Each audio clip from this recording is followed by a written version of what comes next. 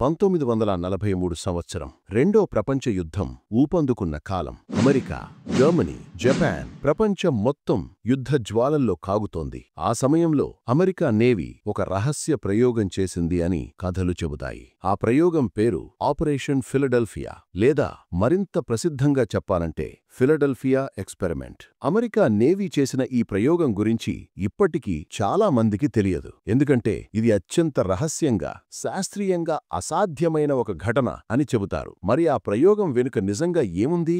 నౌక నిజంగానే కనపడకుండా పోయిందా?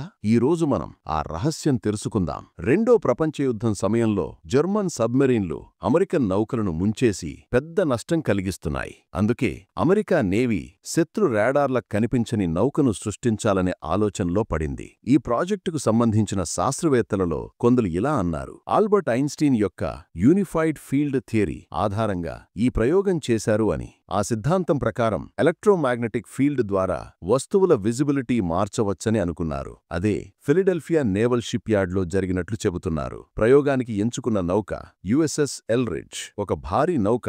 సుమారు 300 మంది సిబ్బంది ఉన్నారు. నౌక చుట్టూ పెద్ద ఎలక్ట్రోమాగ్నెటిక్ కాయిల్ అమర్చారు. ప్రయోగ దినం వచ్చింది, జూలై 22, 1943. శాస్త్రవేత్తలు స్విచ్ ఆన్ చేశారు. ఒక మబ్బుల పచ్చని పొగ నౌక చుట్టూ వ్యాపించింది. ఆ పొగలోంచి నౌక మెల్లగా కనపడకుండా పోయిందని కొన్ని సాక్షులు చెబుతారు. కొద్ది క్షణాల తర్వాత ఆ పొగ కూడా మాయమైపోయింది. ఫిలడెల్ఫియా నౌకాదళం షాక్ అయింది.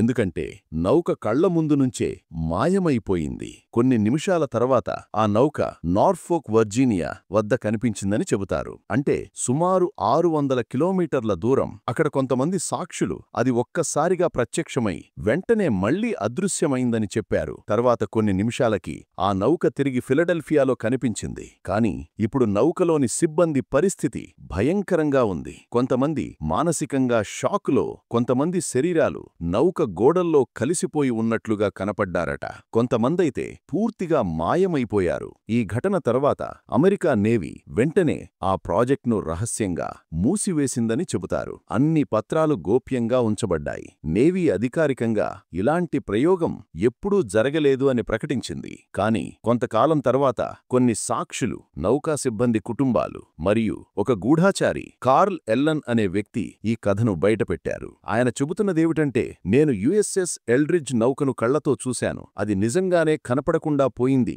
అని ఒక పత్రికకు లేఖలు రాశాడు. శాస్త్రవేత్తలు మాత్రం ఈ కథను పూర్తిగా నిరాకరించారు. వారి మాటల్లో ఒక నౌక మొత్తాన్ని ఎలక్ట్రోమాగ్నెటిక్ ఫీల్డ్తో కనపడకుండా చేయడం అసాధ్యం. అది చేస్తే నౌకలోని మానవులు సజీవంగా ఉండడం అసాధ్యం. కాని కుట్ర సిద్ధాంత వాదులు చెబుతున్నది వేరే. వారు అంటారు, ప్రయోగం సక్సెస్ అయ్యింది, కాని ఫలితాలు ప్రమాదకరంగా ఉండటంతో దాన్ని దాచారు అని. మరియు అమెరికా ప్రభుత్వం అప్పటినుంచి teleportation, stealth technology, time travel ప్రయోగాలు చేసే ప్రయత్నాలు చేస్తోంది అని చెబుతారు. ఈ కథ ఆధారంగా పలు సినిమాలు, పుస్తకాలు, డాక్యుమెంటరీలు వచ్చాయి. అయినా నిజమేమిటో ఎవరూ ఖచ్చితంగా చెప్పలేకపోయారు. ప్రతిసారి ఎవరో కొత్త సాక్ష్యం చూపిస్తే అమెరికా నేవీ మాత్రం ఒకే సమాధానమిస్తుంది: ఇది కేవలం కల్పితం, నిజం కాదు అని. కాని ప్రపంచం మొత్తం ఈ ప్రశ్నతో మిగిలిపోయింది. ఆ రోజు నిజంగా ఏమైంది?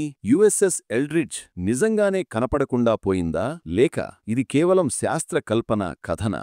ఫిలడెల్ఫియా ఎక్స్పెరిమెంట్ కథ మానవ మేధస్సు మరియు సాంకేతికత యొక్క హద్దులను సవాలు చేసింది. నిజమో అబద్ధమో, ఈ కథ మనకు ఒక విషయం చెబుతుంది: మనకు తెలియని ప్రపంచం ఇంకా ఉంది, మరియు ఆ ప్రపంచం రహస్యాలతో నిండిపోయి ఉంది.